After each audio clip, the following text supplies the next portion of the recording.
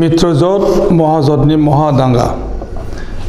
Bodoland television बिथिंनिफ्राय दा समाव महाजोतनि सासे मैखोम बिजाथि बिपिएफनि बिजाथि कमलस नार्जारि बिथांजों मोगा-मोगि लानो सिगांदों जे दा समाव बिथाङा गावनि बिसायख'थि फोसावदिंनायनि हाबायाव मुखुब दिनै बे हर गेजेर बुब्लियाव लोगो हमनो हादों बिजनी डिस्ट्रिक्ट बिपिएफनि मावख'आव एमएलए कमलस नार्जारि बिथांखौ आरो बिथांजों बिसायख'थियाव माबायदि प्रिपारेसनजों बिथाङा बारसोमदों बेनि सायाव जों मिथिना लानि आरो बिथाङा थांनाय 15 बोसोराव एमएलए जाना दंबाय थायो 33 बिजनी बियाबाव आरो फैबाय थानाय बिसायख'थियाव बिथाङा बिपिएफनि जानानै बिजाथि गसंदों फैबाय थानाय समाव बिथाङा मा बिथांखिनि सत बांसा होनानै रायजो राजानि सेराव भट मागिनाय जादों एबा भट बिनाय जादों बिनि सायाव जोङो मिथिनो मोनगोन जोङो बिथांनो बरायनाय होदों आरो खुलुमनाय होदों नोंथांखौ खुलुमनाय होनाय जाबाय खुलुमबाय नोंथाङा फैबाय थानाय बिसायख'थियाव बिपिएफनि बिजाथि जानानै दङ आरो दा समाव मित्रजोत महाजोतनि महादांगा मित्रजोत बिजेपि एजिपि इउपिपिएल आरो माखासे माने सापर्टनि दोलो बेराफारसे महाजोताव दङ मैखोमै कंग्रेस एइडिएफ बिपिएफ रायजो दल आरो असम जातीय परिषद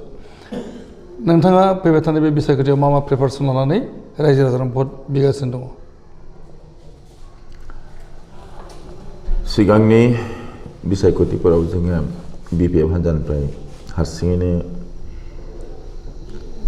जोङो बाहागो लानाय जादोंमोन आरो बे हिसाबै जोंहा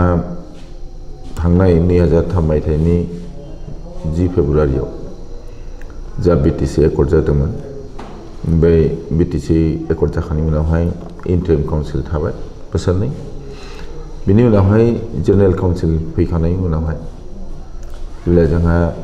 बिपिएफ हान्जाखौ दानाय जादोंमोन बे दाखांनायनि उननिफ्राय जोङो दासिमबो जोङो बिपिएफ हान्जानिफ्रायनो बिसायख'थिखौ गेलेबोगासिनो दंमोन गेलेबाय थानायाव थांनाय मोनथाम टार्माव 15 बोसोर बे बिजनी बियाबनि बिजाथि महरै गसंनानै देरहासार जानानै एमएलए महरै मोनथाम टार्मखौ बारहोहरनाय जाहैबाय बे मोनथाम टार्माव जोङो बिजनीनि रायजो राजानि थाखाय जिखिनि हायो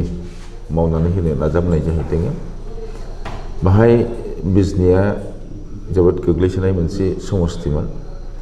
बाय लामा दालांखौ लाफानानै गोबां माने स्कुल कलेज बायदिसिनानि माने न' बांबो गैयामोन बेफोरखौ लुफुंनानै होनाय लामा बानायनानै होनाय दालां बानायना होनाय दिनै जोङो बिजनी बियाबाव गैयाब्लाबो थांनाय 2003 मायथाइनिफ्राय आथिखालसिमहालागै फ्राय जोङो 500निफ्राय 1000सोसिम फिसा गिदिर ब्रिजखौ मावनानै होनो हाबाय होननानै जों बुंनो हायो मानो होनबा बिजनीयाव गंसेबो आरसिसि ब्रिज गैयामोन खना खनला जोङो फिसा गेदेर ब्रिजफोरखौ आरसिसि ब्रिज मावनानै होनाय जाहैबाय लामाखौबो जों खना खनला जेराव लामायानो गैयामोन फाखा लामायानो बिजनीयाव गैयामोन होनना बुंजायो जोङो बे फाखा लामाफोरखौबो गोबां मावनानै होनाय जाहैबाय बेनि गेजेराव जोङो बिजनीयाव मोनसे माबा ट्रेजारि अफिस गैयामोन बिजनी साब डिभिजन जाखांनायनि उनावहाय बेनिफ्राय बाहाय फायार ब्रिगेड स्टेशनबो गैयामोन गोबां मावख' माने न'बो गैयामोन आरो अफिसफ्राबो फैयाखैमोन जेब्लाबो माने बिटिसिआव एकर्डनि उनावहाय 39 साबजेक्टआ बेवहाय ट्रेन्सफार साबजेक्टब्लाबो बे 39 साबजेक्टखौ सामलायनो थाखाय जोंनाव बे अफिसबो गैया मावख' गैयामोन आरो डिपार्टमेन्टआबो फैयाखैमोन बे डिपार्टमेन्टखौ लाबोनानै होफैजोबनाय जाहैबाय मोनसे साबजेक्ट रिलिफ एन्ड रिहाबिलिटेसन बा डिसास्टार मेनेजमेन्ट बेखौ आसाम गभर्नमेन्टआ बिटिसिआव दासिमबो ट्रेन्सफार खालामनाय जायाखै ट्रेन्सफार खालामैनि जाहोनाव जोङो जेब्ला बारहुंखा बारो दैबाना जायो बा माबा मोनसे इन्सिडेन्टफोर जायो अब्ला बाहाय जों बिटिसिनिफ्राय डाइरेक्टलि फान्ड होनो हाया आरो बे एसडिआरएफ नि फान्ड बा एफडिआर नि फान्डखौ जोङो बिटिसि दासिमबो डाइरेक्टलि मोननो हानाय जायाखै बे ट्रेन्सफार साबजेक्टब्ला बेखौ ट्रेन्सफार खालामनायनि जाहोनाव बे एसडिआर आरो एफडिआर सेन्ट्रेलि फान्डिं जायो बेखौ जों दासिमबो बिटिसिआव मोननो हानाय जायाखै आथिखालाव बिटिआर सुक्ति जानानै बिटिआर दादोंब्लाबो बाहायबो बे माने डिसास्टार मेनेजमेन्टनि जि साबजेक्ट बे साबजेक्टआ दासिमबो ट्रेन्सफार जानाय जायाखै डिपार्टमेन्ट ट्रेन्सफार जानाय जायाखै दा बिजनि होननानै बुङोब्ला जोङो बिजनियाव गोबाङा बुंदों माने 19 बोसोर माने बिपिएफआ सासन खालामबाय बिपिएफआ बे 19 बोसोराव मा मावदों बेखौ गोबां गोदान गोदान बिजाथिफोरा बुंदों इउपिपिएलनिफ्रायबो बुंदों बिजेपिआव बुंदों बे जोंनि थाखाय दुर्भाग्यजनक खोथा होननानै बुंनो हागोन मानो होनबा बिजनियाव 2003 मायथाइनि 10 फेब्रुवारि सिगाङाव मा दंमोन मोनबेसे लामाया फाखा दंमोन मोनबेसे ब्रिज दंमोन सायखं औवानि दालां बानायनानै जों गिदिर गिदिर दैखौनो बारनो गोनां जायोमोन जेराव माने गिदिर गिदिर दैमाखौ जोङो फुट ब्रिज होनानै बारनो हाया बेखौ सायखं होनानैनो बारनाय जायोमोन माने हाखर हाला माने दंग' दंलानि गेजेरजों लामाफ्रा थाबायनांगौमोन नाथाय आथिखालाव बिजनिखौ बै 2003 मायथाइनि सिगांनि बुब्लिखौ दानि गोदान आथालफ्रा बेखौ नुवाखै हिसाबै बुजिनो हाया जोङो मा कन्डिशननि गेजेरजों जोंनि फरायसाफ्रा जोंनि रायजोफ्रा माने हान्थामेला खालामोमोन बेखौ बुजिनो हाया दिनै बिजनि होननानै बुङोब्ला गोदोनि बिजनि दानि बिजनि रिजाल्ट थाङोब्ला गोबां डिफारेन्सखौ जों नुनो मोनो आरो दा जोङो एबारनि बे बिसायख'थियाव जोङो महाजोत बन्धन कंग्रेस एआइडिएफ सिपिएम सिपिआइएमएल सिपिआइ रायजो दल बेनिफ्राय अजित भुयानि आन्चलिक गणशक्ति मोर्चा आरो जोंनि बिपिएफ बे मोनदाइन राजखान्थि हान्जाया माबाया जातीय परिषदआ जोंजों गैया जातीय परिषदआ इनडाइरेक्टलि माबाजों बिजेपिसिमसो दङ जातीय परिषदआ जोंजों गैया आरोखि दा बे हिसाबै जोङो बे 8था राजनितिक दलजों मोनदाइन राजनितिक दलजों जोङो जे महाजोत बन्धन बेजों जों गेलेनो नागिरदों मानो होनबा जों नुदों बिजेपिआ जे नैबे बिपिएफ दलखौ थांनाय लकडाउननि उननिफ्रायनो बिपिएफ दलखौ माने फोथायखेबस' खालामदों बिजेपिआ आन्दलननि समाव माने एजिपिआ जेब्लानाखि बिसोरनि सापर्टखौ उइद्र' खालामदोंमोन बे सापर्ट उइद्र' खालामनाय समाव बिजेपि सरकारानो बायबायमोन नाथाय बेखौ जोङो थेखा होनानै सुंथानानै दोनदोंमोन आरो सुंथानानै लाखिनायनि उनावहाय दिनै बिजेपिआ जोंखौ माने बिपिएफ दलखौ माने बिसोरो गाद्दारि खालामनानै फोथायखेबस' खालामनानै जोंखौ नासयनो नागिरदोंमोन बे हिसाबैनो बिजेपिनि जे नासयजानायनि उनावहाय जोङो नुबाय जे बिजेपि दोलोआ माने फिसा फिसा जायनाखि राजखान्थि दोलोफोर दङ रिजनेल जायनाखि पलिटिकेल पार्टि दङ बेखौ बिसोरो मनग्लाबग्लुं जायनाखि बिसोरनि आखुथाय बे आखुथायनि गेजेरजों माने मनग्लाबनायनि गेजेरजों बेखौ फोजोबस्रांनायनि लामायाव लांनो हादों नागिरदों दिनै बिजेपिआ दिनै असम गण परिषद दिनै बुंनो थाङोब्ला नैबे बिसायख'थिनि उनावहाय लासैनो जोबलांनायनि लामायाव थांसिगोन मानो होनबा बिसोरो एबार माने अनेक आसानाव कन्टेस्ट खालामदोंब्लाबो नाथाय एजिपि हिसाबै बिसोरो फ्राय गावसोरनि मैखोम मानायावनो समस्थियावनो बिसोरो दिनै जेननानै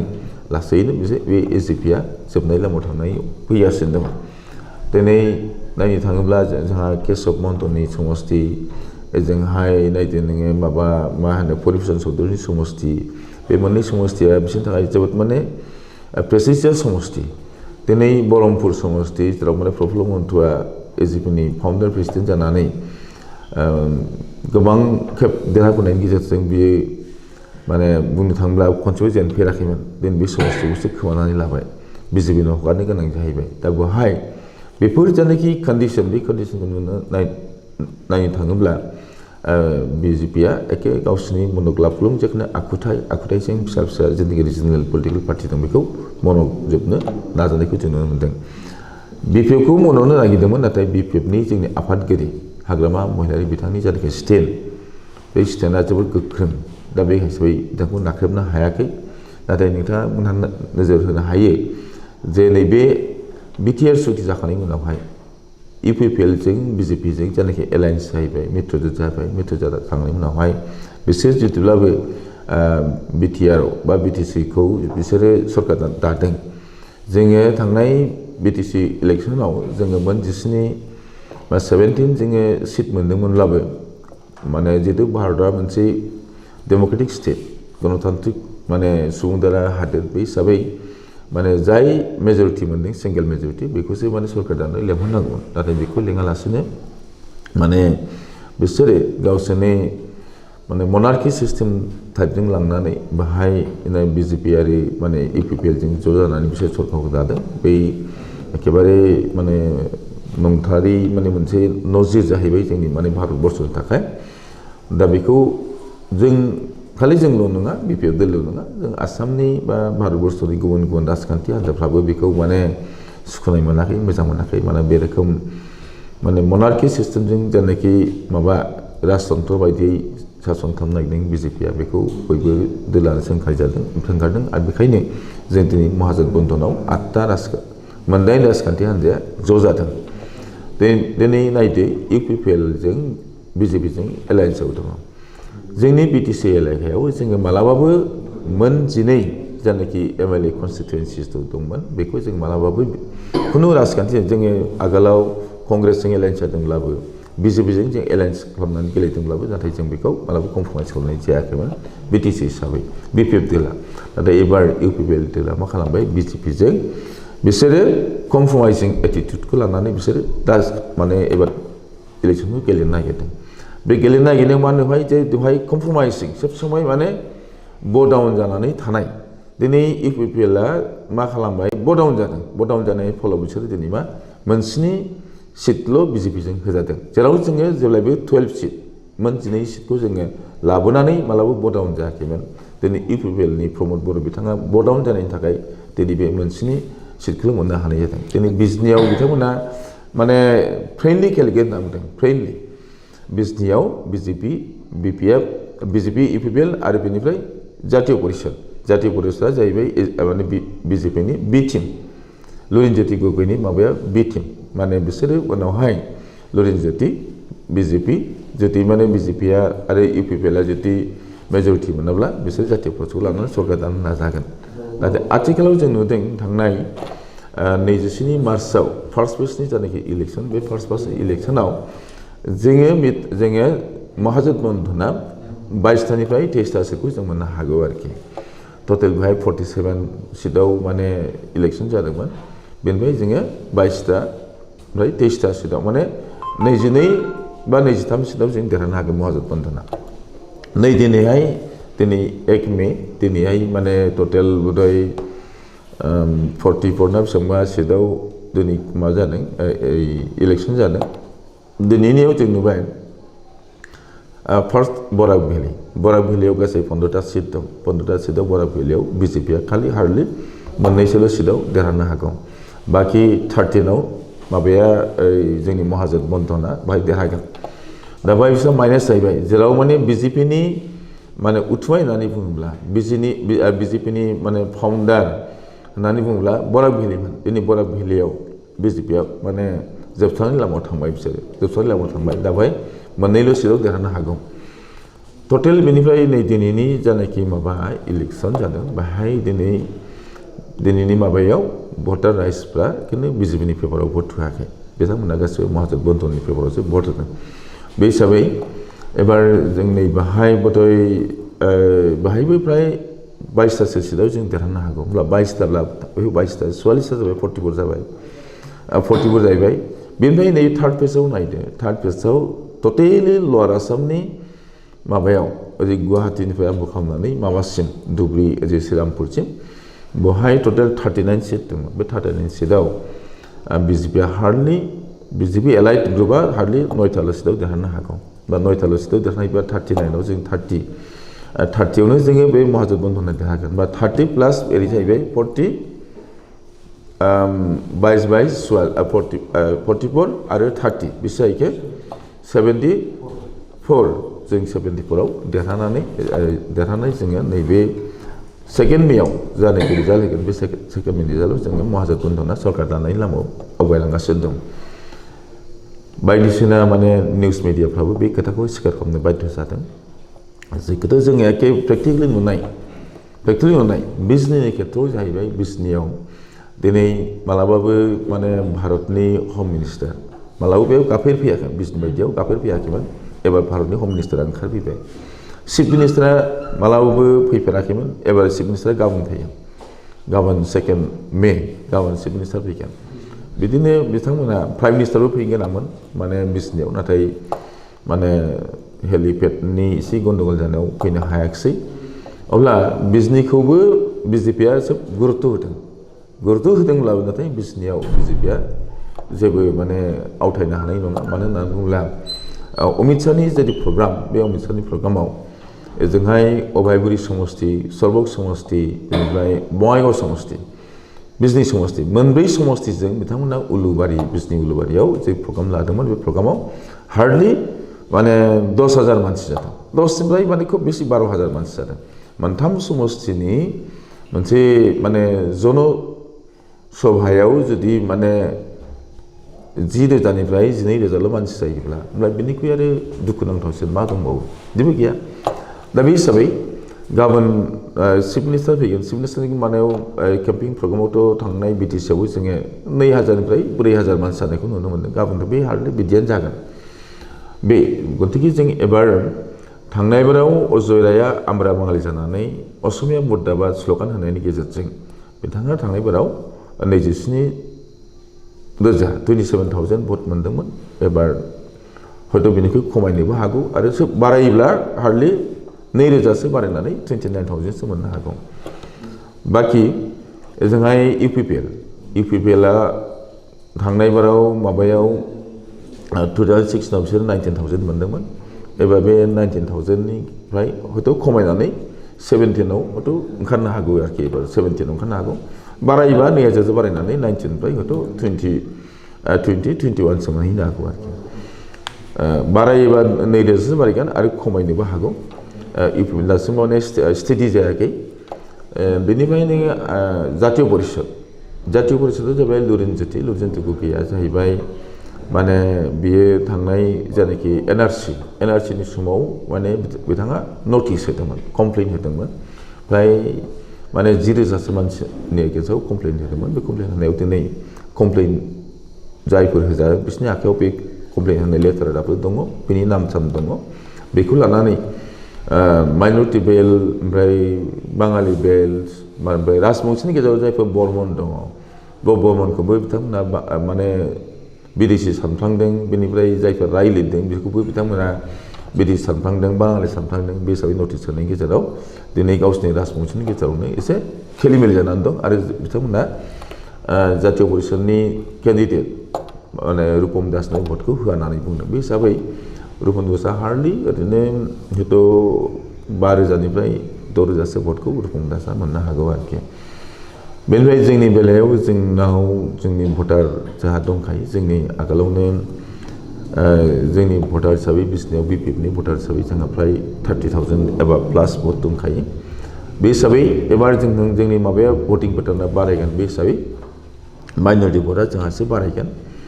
ओमफ्राय बाङालि भटआ जों थांनाय बाराव खम मोन्दोंमोन एबारसो बारायगोन बाङालि भटआबो हयथ' राजबंशी भटआबो जोंहा एबार बारायनो हागौ बे हिसाबै जोङो हार्डलि जुदि भटिंनि जा बे फ्ल'आ थिगै थायोब्ला जानाखि माने फ्लटिं भट दं बे जुदि थिग थायोब्ला अब्ला फ्राय जोङो 60+ भटखौ जों मोननानै जों देरहासार जानो हागौ होननानै जों मिजिं थिदों दा बे हयथ' जोङो 20 बा 25 माने डिफारेन्सआव जों देरहानायनि अंकखौ जों खालामदों महाजन बन्धननिफ्राय बिटिसि एलेकानि जानाखि जोंनि 12 बे कनस्टिटुयेन्सिसआव जोङो कन्टेस्ट खालामदों बिपिएफनिफ्राय महाजन बन्धननि माबा हिसाबै गासैबो बाराथायाव जों देरहानायनि माबाया फैदोंमोन नाथाय तामुलपुराव एसे खेलिमेलि जानानै थादों केन्डिडेटनि माने गावनि बे तामुलपुरनि केन्डिडेटआ देरहानाय लामायाव दंखायोमोन देरहानाय पजिसनाव दंखायोमन आरो दाबो जुदि बे थिग मथे थायोबा देरहानाय पजिसनाव फैगोन नाथाय बिजेपियाव हाबदों होननाय खोनादों नंगौना नङा आं बारा मोजां थाल लानो हायाखिसै दिनै प्राइम मिनिस्टार फैनायाव क'क्राझाराव हाबगोन होनना खोनादों हाबदोंबाबोथ' जे हाबबाय बिनि देरहाब्लाबोथ' बेयो बिजेपियाव हाबनाय लोगो लोगो बिनि माबाया हयथ' नाकस जागोन माने जिहेतु बे केन्डिडेट हिसाबै बिपिएफनिसो केन्डिडेटमोन बे निर्दलीयबो नङा बिजेपिनि केन्डिडेट नङा गतिके बेनि टिकेटआ नमिनेसन पेपार साबमिट खालामनायाव बिपिएफनिफ्राय साबमिट खालामदों बे हिसाबै कमप्लेन होब्लानो बिनि माबाया बिपिएमआव कमप्लेन बिनि माबा कैंडिडेट सारखौथ' नाखसबो जानो हागौ चिफ इलेक्शन कमिशनार बेखौ माबा हरोब्ला दा बे पजिशनाव दङ हयथ' दा हयथ' गाव सोलायनानै जुदि बिबाजों थाफिनोब्ला मोजाङै गेलेयोब्ला देरहाफिननोबो हागौ देरहानाय पजिशनाव दंमोन दा बे जोंनि 12 सिटआव देरहागोन आरो महाजोत बन्दनिफ्राय जों 74 सिटआव जों देरहानानै जोङो सरकारखौ आसामाव सरकारखौ दानो हागोन फैबाय थानाय समाव नोंथाङा मा बिथांखिनि प्रायरिटि होनानै रायजो राजानाव भट बिनो नागिरदों बिजनि हिसाबै जोङो माबा फार्स्ट माबाया जाहैबाय जोंहा बिजनियाव 100 बेड हस्पिटाल नांगौ बे 100 बेड हस्पिटालखौ जों अलरेडि माने लुफुंगासिनो दङ बेखौ फुल फेजेड खालामनाय बे 100 बेड हस्पिटालाव जोंनो मोनसे नार्सिं ट्रेनिं सेन्टार नांगौ प्लास जोंनो फार्मासिस्ट कर्सखौ जोंनो नांगौ बे मोननैखौबो जोङो फार्स्ट टाइम जों लानो नागिरदों मानो होनबा जोंनाव माखासे लेखा मेट्रिक पास जानाय थानाय बा हायार सेकेन्डारि पास जानानै थानाय बा बे रोखोम माने गोबां माने स्टुडेन्टफोर दं जायफ्रा माने सोरबा फार्मासिस्ट कर्स फरायनो नागिरदों सोरबा माने एएनएम बा जिएनएम ट्रेनिं होनो नागिरदों बे जिएनएम ट्रेनिं थाखाय जोङो बिजनियाव आं थांनाय बाराव जेब्लाखि हेल्थ डिपार्टमेन्टनि माने डिपार्टमेन्टेल रिलेटेड जानाखि स्टेन्डिं कमिटि दङ DRSC बे कमिटि मेम्बार थानाय समाव बिजनियाव माने जिएनएम ट्रेनिं सेन्टार नांगौ होननानै डिमान्डबो होखादोंमोन प्रप'जालबो होखादोंमोन आरो प्लास बेजों लोगोसे नैबे फार्मासिस्ट कर्सखौबो बिजनियाव नांगौ होननानै बिखादोंमोन बे हिसाबै जुदि एबार देरहानानै थांनानै जुदि बेफोरखौ मावफुंनो हायोबा फार्स्ट एजेन्डा आं बेनिफ्राय जोङो बाहाय माने इडुकेटेड जानाय इयुथफोर दङ बिथांमोना खामानि दामानि गैयालासेनो दिनै सेल्फ डिपेन्डेन्ट जानो हायाखै साख्रि बाख्रिबो इसेबां जोंनो ओंखारलिया बे हिसाबै जाहाथे सेल्फ डिपेन्डेन्ट जानो हायो बेनि थाखाय जोङो माने मा होनो स्किल डेभेलपमेन्टनि मोनसे ट्रेनिं सेन्टार बिजनेस लाबोनानै जों बोरैबा जाहैयो माने बेनि थ्रुयै जोंनि इयुथफोरखौ माने सेल्फ डिपेन्डेन्ट जानाय लामायाव आवगायलांहोनो हायो नामा बेखौ सिन्था खालामनाय जादों बे मोननै बेनिफ्राय जोंहा बिजनियाव माने रेल ट्रेन मेल ट्रेनखौ नांगौ होनना बुंनो हादों जों खुब खस्थ' खालामनायनि गेजेरजों जोङो बिजनियाव ब्रह्मपुत्र मेलखौ थामिहोनो हादों जों बेहाय जुदि कामरुप बा ब्रह्मपुत्रखौथ' थामिबायानोसै कामरुप बा माने गुबुन दिल्ली बा जम्मु काश्मीराव थांनाय ट्रेन जुदि गंनैसो जोङो मेनटेन थाबायहोनो हायोबा बिजनिनि रायजो राजानि थाखाय खुब मोजां जागोन माने जोंनाव बिजनियाव खुब माने गोबां आर्मि माने पार्सनेलिटिफोर दङ जायफ्रा माने बिसोरो हय सरलगाव ना बङाइगावसो बिसोरो माने रिजार्भेसन खालामनायनि गेजेरजों ओमफ्राय बिसोरो हान्था मेला खालामनो गोनां जायो बे मोननैखौ हायोबा बिजनियाव जायफ्रा आर्मिफोर दङ माने बिसोरो बिजनिनिफ्रायनो मुभखौ खालामनो हागोन बेखौ जों सिन्था खालामो खारन बिजनियाव मोनसे जोंहा SSB 54 बेटेलियननि हेडक्वार्टार बिजनियाव जाहैबाय बेटेलियननि आरो जोङो इन्डास्ट्रि जोङो बिजनियाव लुबैदों खिन्थु बे हिसाबै जोंहा बिजनियाव हाबो गैलिया हाखौबो जों नागिरनानै मोननो थांलिया आं जेब्लानाखि 2006आव जेब्लानाखि 54 देरहाखांनायनि उनावहाय 50 बेटेलियननि SSBखौ हेड अफिसखौ बेहाय लाबोदोंमोन बे समावबो कम्पिउटार इन्डास्ट्रि लाबोनो थाखाय जोङो 400 बिगा हा लादोंमोन नाथाय बे हाखौबो मोनफुंनाय जायाखै बे हाखौ माने जोंनि रायजो राजाफ्रा भुल बुजिनानै राननानै लादों बे हिसाबै जों मोननाय जायाखै बे जोङो कम्पिउटार इन्डास्ट्रिखौ मोननायमोनब्ला दिनै बे कम्पिउटार माबायाव हेडआव जोंनि गोबां माने जायनाखि इडुकेटेड आनएमप्लयड दं बिसोरो बेहाय एमप्लय मानो हागौमोन साख्रि बाख्रि मोननो हागौमोन आरो बेनिखायनो गावसोरखौ माने सेल्फ डिपेन्डेन्टबो खालामनो हागौमोन दा बे मैखोम एजेन्डाखौ लानानै जों आवगायदों बिजनियाव मोनसे पलिटेकनिक माने इनस्टिटिउसन खुलिनाय जाहैबाय बेखौ फुल फेजेड क्लास खालामहोनायनि गेजेरजों फिउचाराव जुदि बेखौ जोङो इन्जिनियारिं कलेजसिम लांनो हायो नामा बेखौ सिन्था खालामदों बिजनि कलेजखौ जोङो इतिमध्य माने पोस्ट ग्रेजुएट क्लासखौ जोङो स्टार्ट खालामनाय जाहैबाय एसामिस इंलिसाव स्टार्ट खालामबाय नैबे 2021-22आव जोङो बे एकाडेमिक इयाराव जोङो बड' डिपार्टमेन्टखौबो जों बेहाय क्लास खालामनानैसै जों सिन्था बेनो जे बिजनि कलेजखौ बड'लेण्ड इउनिभार्सिटि केम्पास खालामनो थाखाय नाजानाय जाहैदों जुदि बेखौ खालामनो हायोब्ला जोंनि बिजनिनि जायनाखि माने BA पास जानानै थानाय जायफ्रा माने थाखा फैसा गैयिनि थाखाय जों बड'लेण्ड इउनिभार्सिटियाव बा गुवाहाटी इउनिभार्सिटियाव फरायनो हायाखै गुबुनफ्राव फरायनो हायाखै बिसोरो न'आवनो थानानै संख्रि फानलु जानानै बै MA क्लासखौ खालामनो हागोन माने डिग्रीखौ लानो हागोन बेखौ सिन्था खालामनाय जादों ल' कलेज गैया ल' कलेजखौ जों इतिमধ্যे नाजागासिनो दङ ओमफ्राय बिएड खौथ' रैमालि माने माबायावनो फैखाबाय बिएडआ अब्लाबो गभर्नमेन्टनि बिएड कलेजखौ हरनो होन्दोंमोन बिजनि कलेजाव दाबो हरफुंनाय जायाखै खिन्थु ल' कलेजखौ जोङो नांथाब नाजानाय जादों जाहाथे माने जोंनि जायफोर लेखा गोरों माने बिए पास जानानै थाबाय जायफ्रा माने हायार सेकेन्डारि पास जाबाय 5 इयार्सल' कर्सखौ लानो हायो ओमफ्राय जायफ्रा माने ग्रेजुवेसन लाबाय बिसोर माने 3 बोसोरिया कर्सखौ लानो हायो बेखौ जोङो नाजानाय जादों बेखिनि बिजनियाव मावनो गोनां आरोबाव गोबां दंबावो जोंहा माने माखासे आरसिसि ब्रिजनि दरकार दंबावो लामा माखासे दङ माने गामियाव बेखौ जों पिएमजिएसआइ सार्भे खालामनायनि गेजेरजों ब्रिज माखासेखौ जुदि जोङो मावफुंनानै होनो हायोबा बेखौ जों नाजानाय जादों बेखिनि रायजो राजाया अब्ला बे माखासे ब्रिजखौ जों मावफुंना होनो हायोबा रायजो राजा गोबां सुबिदा जागोन बेखिनि बे बिसायख'थियाव नोंथांनि गाहाय बादायगिरिया एबा कन्टेस्टारा सोर जागोन होननानै नोंथाङा बुंनो नागिरो आं दहायनो बुंखाबायना माने बिजेपिनि जाय केन्डिडेट दङ बे बिजेपि केन्डिडेटआ थांनाय बाराव 27,000 भट मोन्दोंमोन एबारथ' बे 2,000सो बारा मोननानै हयथ' 29,000सो मोननो हागौ अब्ला जोंनि नियारेस्ट जानाय कन्टेस्टिं केन्डिडेट बे बिजेपियानो जाहैगोन अजय रायआ जाहैगोन जोङो अब्लाबो जोङो 20निफ्राय 25,000 डिफारेन्सआव हयथ' जोङो देरहानो हागौ जुदि जोङो साननाय बायदि माखासे माने भटखौ जों मोननो हायोब्ला बेखौ जों आसा खालामदों मोनगोन होननानै जुदि गमामै मोनमारोबा जोङो 20 to 25,000 डिफारेन्सआव जों देरहागोन 2016नि बिसायख'थियाव नोंथाङा एकदम मार्जिनाव देरहादों होनना बुंनांगोन आरो बेखौ नोजोर होनानैहाय बे खेबनि बिसायख'थिनि बेलायावहाय नोंथाङा बुंनांगोन 25,000नि डिफारेन्सआव नोंथाङा देरहागोन बेराफारसे नुनो मोनदों जे बे समावहाय दा बिटिआर जानानै दङ आरो बिटिआर सुक्ति खालामनायनि उनावहाय बिसायख'थि जादोंमोन थांनाय डिसेम्बर दानाव आरो बेनि सरकारनि खुंथाय बेखौ इउपिपिएल आरो बिजेपिआ लानानै दङ गण सुरक्षा पार्टिनि माने सापर्ट लाफाबावनानै आरो दा बे हिसाबैहाय दा समावहाय इउपिपिएल बिजेपि आरो गण सुरक्षा पार्टि बिथांमोननि जेनाखि माने धन बल माने धोननि माने गोहो आरो मेन पावार गोबांथार जानानै दङ आरो बिथांमोना माने लान्थ्रियै जुजिसंगासिनो जे फैबाय थानाय बिसायख'थियाव देरहासारनो थाखाय दा बे हिसाबैहाय बिजनिनि बाथ्रा आं बुंनो नागिरदों 33 बिजनि एलएसियाव माने बिथांमोना जेनेबा जौथ' भाबै नाजायाखै इउपिपिएल आलादा आरो बिजेपि आलादा जादों अब्लाबो नुनो मोनो जे बिथांमोननि फोसावदिनाया जोबोद गोख्रै जागासिनो दङ आरो बेराफारसे बेवहायनो नुनो मोनदों जे गोबांसा बिपिएफनि मावथिफोरा इउपिपिएल एबा बिजेपि फारसे मोखां जालांगासिनो दङ दा बे बेलायावहाय नोंथांनि बे 25,000 डिफारेन्सआव देरहानायनि बाथ्राया बोरै फैनो हागौ नाय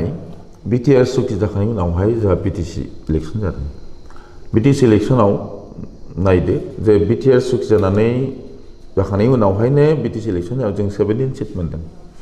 बिजनियाव जोङो मोननै सिटआव जों देरहानो हादों बाहाय धनबल बाहुबला बिजेपिआ धनबल बाहुबलनि गेजेरजों बाहाय इलेक्सन गेलेदोंमोन आरो बे धनबल बाहुबला इउपिपिएलआवबो हाबदोंमोन बिथांमोना एथ' नाजासेयावबो बिजनि बायदियाव बिसोरो इउपिपिएलआबो देरहानो हायाखिसै बिजेपिआ खुनु मथे किन कन्टेस्ट जाय सिटखौ जोङो माबानो हगारदोंमोन आसाम गण परिषदनो हगारदोंमोन बेवसो देरहासार जानो हादों माने आसाम गण परिषदनि जायफोर माने स्टार केम्पेइनार बिथांमोना माने गावसोरनो भटखौ होआब्ला बिजेपिनो होदो होननानै बुंनायावसो बिजेपिआ देरहादों नङाबा देरहायामोन बेनिफ्राय बे धनबल बाहुबलखौ बाथ्राखौ बुंदों जोंनि भटाराइजआ स्पेसियेलि बिजनिनि भटाराइजआ खुब माने टेलेन्ट आरो बिथांमोना माने मानबता माबाया दं बिथांमोनाव फैसा थाखा लानानै बिथांमोना इलेक्सनाव सोरनाव भट होगोन सोरनाव मागोन बिदि बायजानाय माबा बिथांमोना गैया आरोखि बिजनियाव एक्सुवेलि बे गैया आरो बे गैया हिसाबैनो बिजनिनि जानाखि बिसायख'थि खुब निट एन्ड क्लिन जायो बेखौ एसे नोजोर होनाया मोजां नोंथाङा एसे सिन्था खालाम थांनाय 2016आव बेनि सिगाङाव जोंनाव माबा जादोंमोन माने हारिमायारि दांगा हांगामा जादोंमोन बाहाय खुब खस्थ'नि गेजेरजोंब्लाबो जोङो मा खालामदों सरकारखौ दानो हादों माने बाहाय माने बिपिएफनि बेरेखायै मोनसे फ्ल' जादोंमोन माने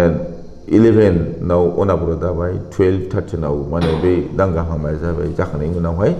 लोगो लोगोनो एमपि इलेक्शन जाहैबाय एमपि इलेक्शनाव जोङो नो डाउट जों देरहानो हायाखै बिटिसि इलेक्शन बे बिटिसि इलेक्शन जों मोनसेबो सिटखौ मोननो हानाय जायाखैमोन अब्लाबो 2016 आव जेलानाखि इलेक्शन जादों बे इलेक्शनाव एमएलए हिसाबै देरहाबोनाय जादों एबारनि नैबे 2021 आव जे इलेक्शन जागोन बिसायख'थि जागासिनो दं 27 मार्चआव जाहैबाय दिनै मोनसे जाहैबाय 6 माने 6 एप्रिलाव बिजनि जागोन बे बिजनिनि जानाखि इलेक्शन ओमफ्राय एबारनि जानाखि माबा परिबेस सिचुएशन बे एखेबारे नर्माल सिचुएशन गेजेरजों दासिमबो थागासिनो दं बाहाय जोङो माखासे बिपिएफ दल हिसाबै खामानि मावनायनि जानाखि परिबेस माने बारहावा बेखौ जों मोननो हानाय जादों आरो बेखौ जों क्रिएट खालामना लानो हानाय जादों दा बेहाय दिनै माने बुंनो थाङोब्ला जोंनि बिपिएफनिफ्राय माखासे माने इउपिपिएलआव थांदों इउपिपिएलआव जोंनि बिपिएफ खोब बेसे थांदों माने हार्डलि दिनैसिम 10 जनसोल' थांदों नाथाय इउपिपिएलनिफ्राय जोंनाव जे फैदों दिनै फ्राय माने 200-300निबो बारा जाबाय 200-300निबो बाराया जोंनि इउपिपिएलनिफ्राय बिपिएफआव हाबफैबाय गण सुरक्षा मन्च जिएसपिनिफ्राय जोंनि बिपिएफआव हाबफैबाय प्लास बिजेपिनिफ्रायबो जोंनि बिपिएफआव हाबफैदों बे रोखोमै हाबफैनायखौ जों नुनो मोनदों दिनै बे हिसाबै जोंनिफ्राय जायफोर थांदों बिसोरना खुनु फेक्टर नङा जोंनि थाखाय जोंनि बिपिएफनिफ्राय फेक्टर नङा जायफ्रा फेक्टर नङा जायफ्रा प्राइमारियाव जोंनि प्राइमारि लेभेल बुथ लेभेलाव जायफ्रा माने खुनु प्रभाब गैया बे रोखोम मानसियासो थांदों होननानै बुंजागोन दा बेवहाय बिसोर थांनाया जोंनि माबायाव खुनु प्रभाब गैया बे हिसाबै बरं माने इउपिपिएलनिफ्राय जायफोर फैदों मोजां वार्कारानो इउपिपिएलनिफ्राय जोंनि बिपिएफआव हाबफैदों बे हिसाबै जोंहा बेवहाय माने जेबो साननांगौ गैया आरो जोङो दासिमहालागै जोङो जिखिनि फिल्ड स्टाडि खालामदों बे फिल्ड स्टाडिनिफ्राय जों मोननानैसो जों बे खोथाखौ बुंदों थांनाय 2011आव जोंनि नियारेस्ट जाति कन्टेस्टिं केन्डिडेट दं बे माने कंग्रेसजों जोङो फ्राय 15,000 डिफारेन्सआव जों देरहादों 2011आव 15,000 डिफारेन्स देरहादों एबार जोंनि परिबेस फिल्ड स्टाडि खालामनाय बे फिल्ड स्टाडिखौ लानानैसो जों बुंनोसै 22-25 डिफारेन्सआव जों देरहानो हागोन गोबांसाया माने गोनो गोथोआव फैदों जे दिनैनि समाव तामुलपुरनि बिपिएफनि बिजाथि माने रामदास बसुमतारी बिथाङा माने बिसायख'थि गेलेफुनाय समावनो दिनै बिजेपिआव हाबदों दा बेनि गोहोमा नोंथांनि बिजनेयाव गोग्लैगोन एबा मोन 12 बियाब जे दङ बिपिएफनि थाखाय हगारना होनाय बियाबफोर बा गोहोम गोग्लैगोन होननानै बयबो साननाय जादों आरो बेयो बिजनेयाव गोहोम गोग्लैफैगोन नोंथांनि जेनाखि बिसायख'थि गेलेनाय बाहायबो जोबोद धाक्का जानो हागौ रामदास बसुमतारीनि खोथाया बे आलादा बेयो कुनु जोंनि बिटिसिनि जानाखि माखासे माने मोन 11 जाति कन्स्टिटुएन्सिस दङ बेवहाय कुनु धरननि गोहोम गोलैनायनि बाथ्रायानो फैया खारन रामदास बसुमतारीया जि कन्डिशनाव बे हाबदों बिजेपिआव हाबफैदों मा कन्डिशन बेखौ जों बुंनो थांलिया बिनि प्रभाबा जोंनि दस्रा खारन तामुलपुरनि जानाखि आगोलनि एमएलए इमानुएल मुसाहारि बिथाङानो बिजेपिआव हाबखानाय बिथाङा बिजेपिआव हाबनायबो जोंनाव खुनु रोखोमनि गोहोम गोग्लैखायाखैमोन बे हिसाबै माने बे हाबनाया जे जोंनाव माबा मोनसे गोहोम खोख्लैगोन बे नङा खारन इमानुएल मुसाहारिया बिजेपिआव थांसेयावबो जोङो 17 सिटआव जों देरहानो हादों गतिके बेवहाय खुनु प्रभाब गैया आरो बिनि माबाया जोंनि बिजनेयाव एसेबो गोहोम गोग्लैफैया जोङो गोबावथार सावरायबाय आरो नोंथाङा बे हर गेजेर बुब्लियावबो बिसायख'थिनि माने फोसावदिंनायाव मुखुब जानानै दङ